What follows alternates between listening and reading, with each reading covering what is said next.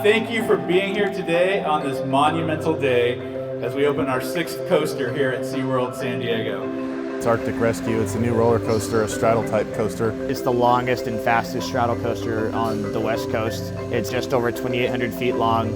It gets up to 42 miles an hour.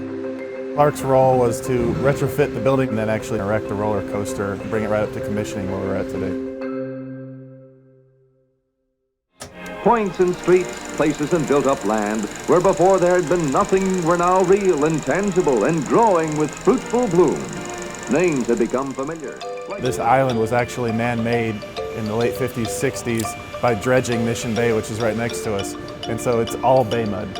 We got to the bottom of the excavation and actually found that none of that soil is suitable to set the foundation on. We were above the water table, however we hit bad soil and had to remove it and replace it with rock and then a geo-grid.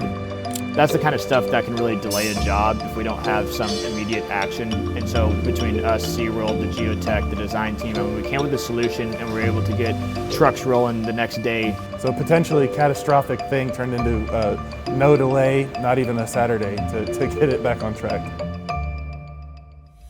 Before the track can be installed, they have to put the concrete piers, the concrete foundations for each column of track. There's 314 unique piers that the ride sits on and 10 to 20 physical survey points at each pier.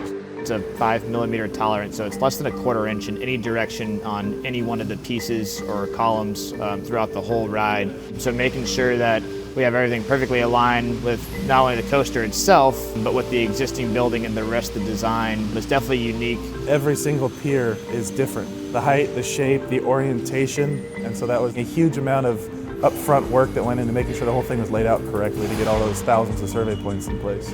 That's been the biggest challenge, but thankfully we had a lot of great design meetings to kind of work all that stuff out.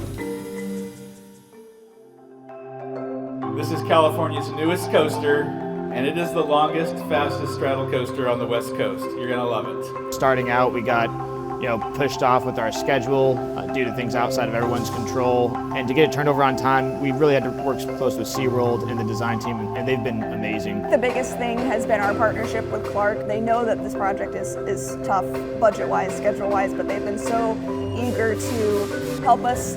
We tell them something that we need, and they immediately start. It's great to have a good team behind you, and we've all come together. A lot of issues have come up and we've overcome all of them to get to where we are today on schedule, ready to open the ride on time.